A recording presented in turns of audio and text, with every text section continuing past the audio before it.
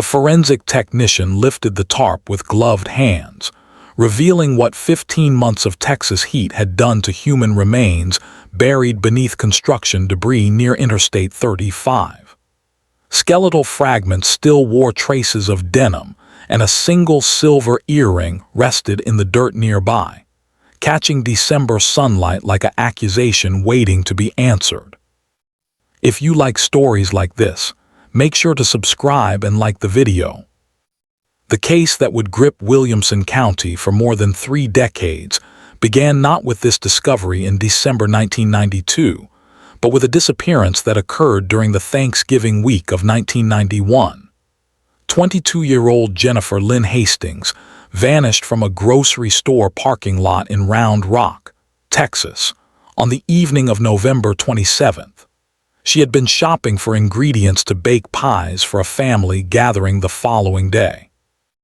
Her car, a white Honda Civic, sat abandoned with the driver's door slightly ajar and her purse still resting on the passenger seat. A bag of apples had rolled beneath the vehicle. The engine was cold. Nobody witnessed her disappearance, and the parking lot security cameras had malfunctioned earlier that week, leaving investigators with nothing but questions and a growing sense of dread. Jennifer worked as a receptionist at a dental office in nearby Austin. She had moved to Texas from Ohio 2 years earlier, drawn by the promise of warmer weather and new opportunities. Friends described her as cautious, organized, and responsible. She called her mother every Sunday without fail. The idea that she would simply walk away from her car, her belongings, and her life made no sense to anyone who knew her. Her parents drove down from Cleveland within 48 hours of receiving the call from Round Rock police. They would spend weeks distributing missing person flyers throughout Central Texas, their faces growing more haggard with each passing day that brought no answers. The initial investigation moved slowly. Detectives canvassed the shopping center and surrounding neighborhoods. They interviewed store employees, reviewed credit card records, and checked hospital admissions across 3 counties. Jennifer's bank account showed no activity after November 26th. Her apartment, a modest 1-bedroom unit near the university, revealed no signs of struggle or hurried departure. Her mail piled up. Her plants withered. The Thanksgiving turkey she had purchased sat rotting in her refrigerator. Everything suggested an abrupt and involuntary disappearance, but without a body, without witnesses, and without any clear evidence of foul play, the case quickly cooled. By Christmas of 1991, media attention had faded. By New Year, Jennifer Hastings had become another name in a file cabinet, another face on a bulletin board in a police station hallway where detectives walked past without stopping. The construction crew that found her remains 13 months later had been hired to expand a service road that ran parallel to the interstate. The area was scrubland, dotted with mesquite trees and discarded industrial equipment. It was not a place anyone visited intentionally. The foreman noticed an unusual depression in the earth where heavy machinery had scraped away topsoil. What he initially mistook for animal bones turned out to be human. The medical examiner's office in Austin took possession of the remains on December 18, 1992. Identification proved difficult. Dental records eventually confirmed what investigators had suspected. Jennifer Lynn Hastings had been found, but the discovery raised more questions than it answered. The autopsy report, limited by the condition of the remains, could not determine a definitive cause of death. Soft tissue had decomposed entirely. However, the positioning of the bones and the presence of duct tape residue near the skull suggested she had been restrained. A forensic anthropologist noted fractures to the hyoid bone, small structures in the neck that often indicate strangulation, though the findings were not conclusive enough to state this with certainty in court. What was clear was that Jennifer had not died accidentally. and she had not buried herself beneath construction rubble on the outskirts of Round Rock. Someone had killed her, hidden her body, and returned to their life as if nothing had happened. Detectives reopened the case with renewed urgency. They re-interviewed everyone connected to Jennifer's life. Coworkers at the dental office remembered her as friendly but private. She dated occasionally but had no steady boyfriend at the time of her disappearance. Her landlord described her as a model tenant who paid rent on time and never caused problems. Friends from her exercise class at the local gym said she had seemed happy in the weeks before Thanksgiving, excited about the upcoming holiday and planning a trip home to Ohio for Christmas. Nothing in her life pointed towards someone who might want her dead, and yet someone had taken her, killed her, and disposed of her body with chilling efficiency. The investigation focused initially on transient offenders known to frequent the interstate corridor. Texas in the early 90s saw numerous cases of women disappearing along highways, victims of opportunistic predators who exploited the anonymity of constant travel. Detectives compiled lists of registered sex offenders, interviewed truck drivers, and reviewed unsolved cases with similar patterns across the state. DNA technology in 1992 was still emerging, and the degraded condition of the remains meant biological evidence was scarce. A few fabric fibers recovered from the burial site were cataloged and stored, but they matched nothing in any database. The case, despite the discovery of the body, remained frustratingly stalled. Years passed. Jennifer's parents aged. Her father died in 2003 without ever knowing who killed his daughter. Her mother continued to call the Williamson County Sheriff's Office every few months, asking if there were any updates, if anyone still cared, if Jennifer's case would ever be solved. Detectives assured her they had not forgotten, but privately many believed the case would remain open indefinitely. Evidence was thin. Witnesses were non-existent. The trail had gone cold not once but twice. The breakthrough came not from new evidence, but from new technology and a routine review of old cases. In 2019, a newly appointed cold case detective named Marcus Webb began systematically re-examining unsolved homicides from the 90s. Webb had built a reputation for meticulous work and an almost obsessive attention to detail. He requested that all physical evidence from the Hastings case be retested using advanced DNA extraction methods that had not existed in 1992. The fabric fibers, which had yielded nothing decades earlier, were sent to a private laboratory specializing in forensic genealogy. It was a long shot, but Webb believed that cold cases deserved every available resource, no matter how much time had passed. The results came back in March 2020, just as the world was shutting down due to the pandemic. The fibers contained trace amounts of DNA, degraded but sufficient for analysis. The profile was entered into genealogical databases, and within weeks, investigators had identified a family tree that led them to a potential suspect. The name that emerged shocked everyone involved in the investigation. It was not a drifter, not a stranger, not someone from the interstate. It was someone who had been part of the original investigation, someone who had been interviewed in 1991 and dismissed as irrelevant, someone who had hidden in plain sight for nearly 30 years. The name that surfaced from the genealogical database belonged to a family that had deep roots in Williamson County, and the suspect himself was a man who had lived an unremarkable life in the eyes of his neighbors for decades. David Allen Brenner, 53 years old at the time of his arrest in November 2020, worked as a maintenance supervisor for a property management company in Round Rock.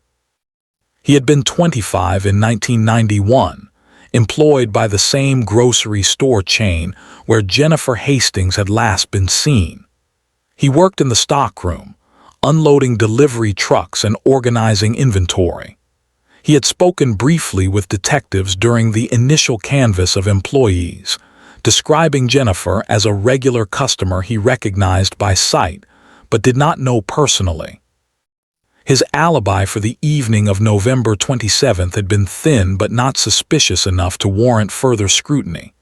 He claimed he had gone home after his shift ended at 6 o'clock, watched television, and gone to bed early. He lived alone. Nobody could confirm his whereabouts, but nobody could contradict them either. Detective Webb obtained a search warrant for Brenner's residence, a small ranch-style house on the eastern edge of Round Rock. The property sat on 2 acres of land, partially wooded, with a detached garage that had been converted into a workshop. On a cold morning in late November, just days before Thanksgiving 2020, a tactical team executed the warrant while Brenner was at work. What they found inside the garage would cement the case against him and reveal the calculated nature of his crime. The workshop was meticulously organized. Tools hung on pegboards with outlines marking their designated spots. Shelves held labeled containers of screws, nails, and electrical components. It was the space of someone who valued control and order. Hidden in a false bottom drawer beneath a workbench, investigators discovered a collection of items that had no innocent explanation. There were newspaper clippings about Jennifer's disappearance, yellowed and carefully preserved in plastic sleeves. There were photographs, taken from a distance, showing Jennifer at the grocery store at her apartment complex, walking to her car. The photos were dated, written in neat handwriting on the back, spanning several weeks in October and November of 1991. There was a spiral notebook filled with observations about her routines, her schedule, the times she typically shopped, the route she drove home. It was a stalker's diary, a predator's manual, and it had been hidden in that garage for 29 years. Brenner was arrested at his workplace without incident. He said nothing during transport to the sheriff's office, exercising his right to remain silent immediately. His attorney, a public defender named Patricia Rome, arrived within hours. The interrogation that followed yielded nothing. Brenner sat with his hands folded on the table, his expression blank, refusing to engage with detectives beyond confirming his name and date of birth. Webb had seen this before. Suspects who believed silence was their strongest defense, and in many cases they were right. But this time, the evidence spoke loud enough on its own. Forensic analysis of the photographs and notebook provided additional connections. The handwriting matched samples obtained from Brenner's employment records. More significantly, one of the photographs showed Jennifer in the parking lot where she would later disappear, taken from an angle that corresponded with the stockroom's rear entrance. Brenner had been watching her, documenting her movements, planning something. The DNA evidence, while circumstantial on its own, gained weight when combined with this trove of materials. The fibers from the burial site matched fabric from a tarp found in Brenner's garage, a tarp that had been folded and stored for decades, its edges still bearing traces of the same soil composition found at the burial site. The district attorney's office spent months building the case. Prosecutors faced challenges inherent in any cold case prosecution. Memories had faded. Some witnesses had died. Physical evidence was limited. But the combination of DNA, the stalking materials, and the fiber match created a narrative that was difficult to refute. The state's theory, presented to a grand jury in March 2021, was that Brenner had become obsessed with Jennifer Hastings, had followed her to the parking lot on the evening of November 27th, and had abducted her using a ruse or physical force. He had likely held her somewhere, possibly his own property, before killing her and transporting her body to the construction site under cover of darkness. The burial location, investigators believed, had been scouted in advance. Brenner would have known the area was slated for development, that his crime might be discovered eventually, but he had gambled on time and decomposition, destroying evidence. For nearly 3 decades, that gamble had paid off. The grand jury returned an indictment on charges of first-degree murder, kidnapping, and tampering with physical evidence. Brenner entered a plea of not guilty. His defense team argued that the DNA evidence was too degraded to be reliable, that the photographs and notebook proved only an unhealthy fascination but not murder, and that the fiber match was circumstantial at best. They pointed out that no murder weapon had been recovered, no witnesses had placed Brenner and Jennifer together, and the cause of death remained technically undetermined. It was a case built on inference and forensic science, they argued, not on concrete proof beyond reasonable doubt. The trial was scheduled for January 2022, but as the date approached, something shifted. Brenner's attorney requested a private meeting with prosecutors. What transpired in that conference room was never fully disclosed to the public, but the outcome was clear. In exchange for a detailed confession and information about the crime that only the killer would know, the state agreed to take the death penalty off the table. Brenner would plead guilty to murder and receive life in prison without the possibility of parole. For Jennifer's family, it was not the outcome they had hoped for, but it was closure of a kind they had never expected to receive.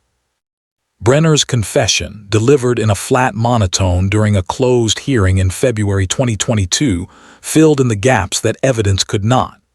He admitted to following Jennifer for weeks, learning her patterns, waiting for an opportunity. On the night of her disappearance, he had approached her in the parking lot under the pretense of helping with her groceries. When she declined, he had grabbed her, threatened her with a knife, and forced her into his truck, which had been parked nearby. He drove her to his property, where he held her in the garage overnight. He claimed she had tried to escape the following morning, Thanksgiving Day, and that he had panicked and strangled her. He wrapped her body in a tarp, waited until after dark, and buried her at the construction site. He returned to work the next day as if nothing had happened. He had followed the investigation closely, clipping news articles, secretly satisfied that he had gotten away with it. The confession was devoid of remorse. Brenner spoke about the crime in the same tone someone might use to describe changing a tire or repairing a fence. Psychologists who reviewed his statement noted traits consistent with antisocial personality disorder, a profound lack of empathy, and an ability to compartmentalize his actions. He had lived among his community for decades, attended neighborhood barbecues, helped elderly neighbors with yard work, maintained the facade of normalcy while carrying the secret of what he had done. Sentencing took place on a snowy morning in March 2022. Williamson County rarely saw significant snowfall, but that day the courthouse steps were dusted white, and the temperature hovered just below freezing. Jennifer's mother, now 81 years old, attended with the support of family members who had flown in from Ohio. She was given the opportunity to address the court. Her statement was brief, her voice steady despite tears. She spoke about the daughter she had lost, the years of not knowing, the agony of waiting for answers that never came. She described Jennifer as a young woman full of promise, someone who had wanted to build a life in Texas, who had called home every week with stories about her job and plans for the future.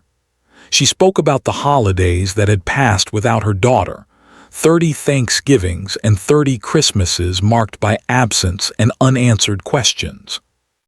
She looked directly at Brenner as she finished speaking, telling him that while he had taken her daughter's life, he had not succeeded in erasing her memory or the love her family still carried. Brenner stared at the table in front of him, showing no reaction. The judge sentenced him to life imprisonment without parole, the terms of the plea agreement enacted formally into the record. Brenner was remanded to custody immediately and transported to a maximum security facility in East Texas, where he would spend the remainder of his days among other men who had committed the worst kinds of crimes. The courtroom emptied slowly. Reporters gathered outside to interview the prosecution team and Jennifer's family members. Detective Webb stood on the courthouse steps, the snow falling around him, and told the assembled media that while the outcome could never truly bring justice for what had been taken from Jennifer Hastings, it represented the best resolution the legal system could provide after so many years. The case generated significant media attention throughout Texas and beyond. News outlets ran retrospectives on cold cases solved through genealogical DNA, highlighting how advances in technology were bringing closure to families who had waited decades for answers. The Hastings case became a reference point in discussions about the importance of preserving evidence, no matter how old or seemingly useless it might appear. The fibers that had sat in a storage facility for 28 years, deemed too degraded to analyze in the 90s, had ultimately been the key to identifying a killer. It was a reminder that patience and persistence in law enforcement could yield results even when hope seemed lost. In the months following Brenner's sentencing, additional details emerged about his life and history. Investigators reviewed every year he had lived in Round Rock, searching for other potential victims. They found no evidence linking him to other unsolved cases, though detectives acknowledged that the thoroughness of his concealment in the Hastings murder suggested capability and planning that might extend beyond a single crime.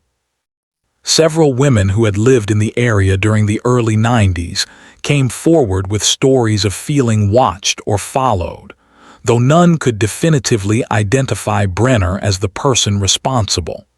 These accounts, while disturbing, were not sufficient to support additional charges. The property management company that had employed Brenner for over 2 decades issued a statement expressing shock and offering condolences to the Hastings family.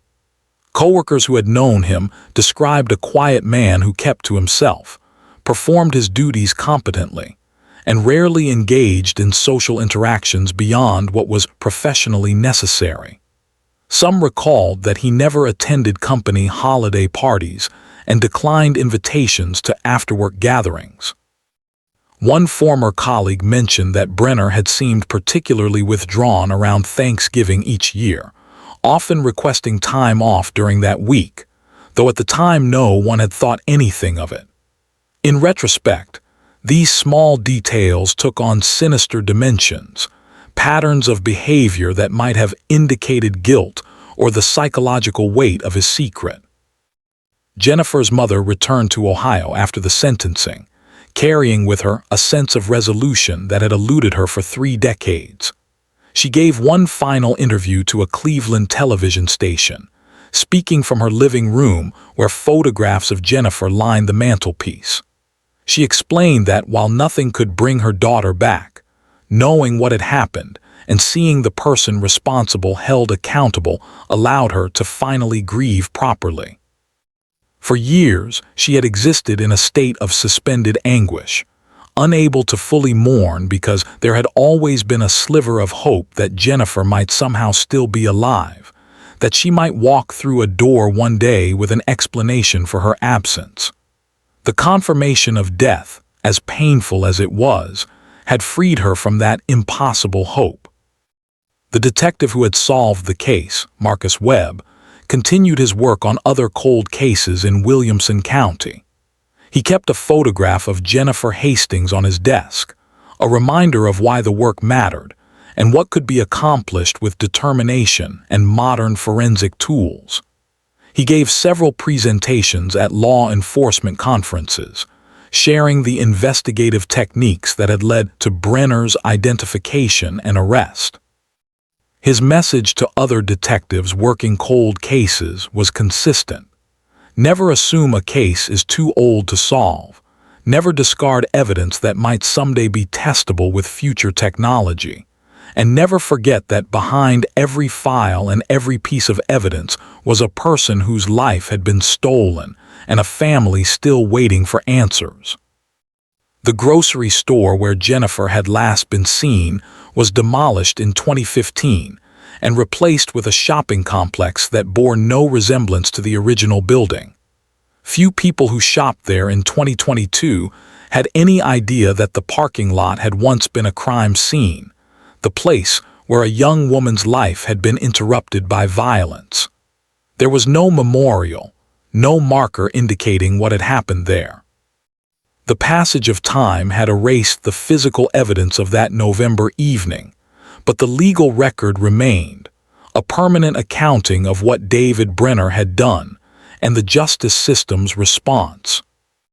In the Texas Department of Criminal Justice database, Brenner's inmate record listed his crime, his sentence, and his projected release date, which was marked as never.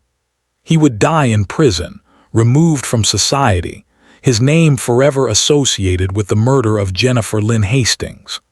The case file in the Williamson County Sheriff's Office was closed, stamped with the resolution date and archived alongside other solved homicides from decades past. The resolution of the Jennifer Hastings case had ripple effects throughout the community that extended well beyond the courtroom proceedings and media coverage. Advocacy groups focused on victims' rights used the case as an example in their campaigns for increased funding for forensic science laboratories and cold case units. The success of genealogical DNA analysis in identifying Brenner prompted the Texas legislature to allocate additional resources for reviewing unsolved homicides from the 80s and 90s. Cases that had languished in evidence rooms while technology advanced beyond what had been available at the time of the original investigations. Families who had spent years without answers began to feel a renewed sense of possibility, understanding that their loved ones' cases might still yield results despite the passage of time. For the Round Rock community, the revelation that a killer had lived among them undetected for 3 decades was deeply unsettling. Neighbors who had lived on the same street as Brenner for years struggled to reconcile the quiet maintenance worker they had known with the calculating predator described in court documents. Several residents told local reporters they had always found him somewhat odd, socially awkward, but had attributed this to shyness rather than anything sinister. Others admitted they had never noticed anything unusual about him at all, which perhaps was more disturbing. It raised questions about how well anyone truly knows their neighbors, about the masks people wear, and about the capacity for violence that can exist behind the most ordinary facades.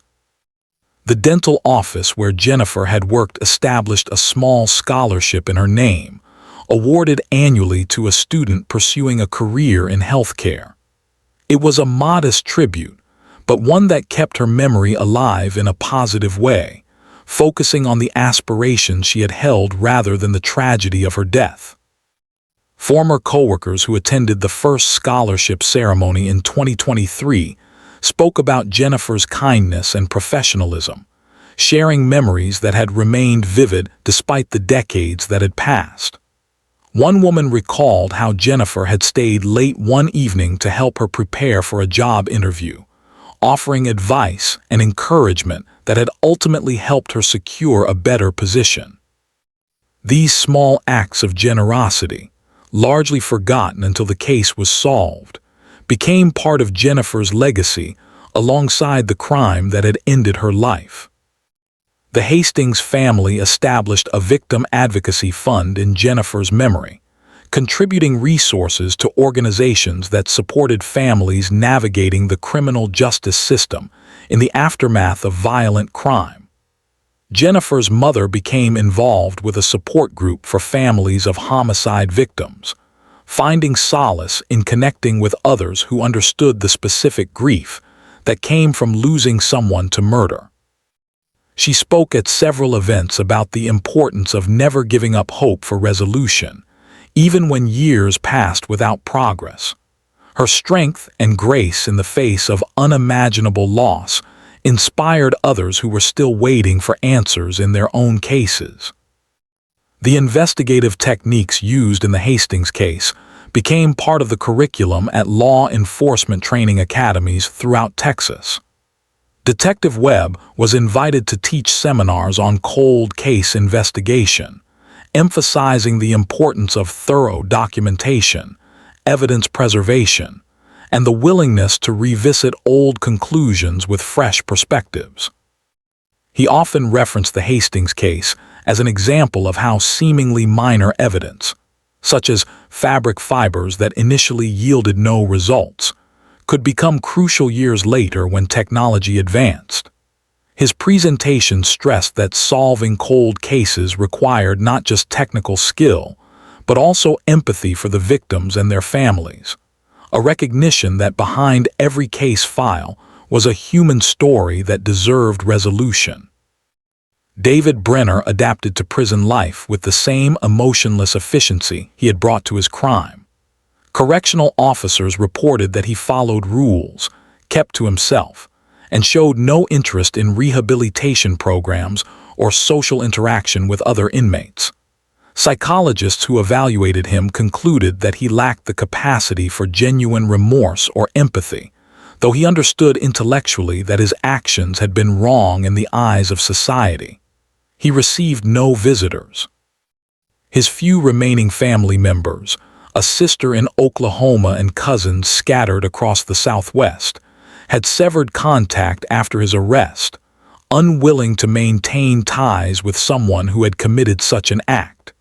He would live out his remaining years in isolation, not just physical but emotional, cut off from the world he had forfeited through his choices. The winter of 2024 marked 3 years since Brenner's sentencing. Jennifer's mother passed away peacefully in her sleep that December, surrounded by family in the Ohio home where she had raised her daughter. She was 83 years old. At her funeral, attended by relatives and friends who had supported her through the long ordeal, several people spoke about her unwavering dedication to finding justice for Jennifer. Her obituary mentioned her daughter by name, noting that she had lived long enough to see her child's case solved and her killer imprisoned. She was buried beside her husband in a cemetery overlooking a valley that turned white with snow each winter, a landscape that would have reminded her of that March morning when she had stood on courthouse steps in Texas, finally able to grieve. The Hastings case joined the archives of solved cold cases, a reminder that justice, while sometimes delayed, could still be achieved through persistence, advancing technology and investigators willing to dedicate themselves to seeking truth. The file sat on a shelf in the Williamson County Records Room, one among hundreds, its pages documenting the investigation from that first missing person report filed on a cold November evening in 1991 to the final sentencing hearing 31 years later. The case was closed, but its impact continued, influencing how law enforcement approached similar investigations and providing hope to families still waiting for resolution in cases that remained open. On quiet winter evenings in Round Rock, when snow occasionally dusted the streets and holiday lights glimmered in windows, few people remembered the young woman who had disappeared from a parking lot decades earlier. But in the offices of detectives who worked cold cases, in the hearts of family members who still carried her memory, and in the legal precedents established through her case, Jennifer Lynn Hastings remained present, a testament to the possibility of justice, even when hope seemed lost and years had turned memories to shadows.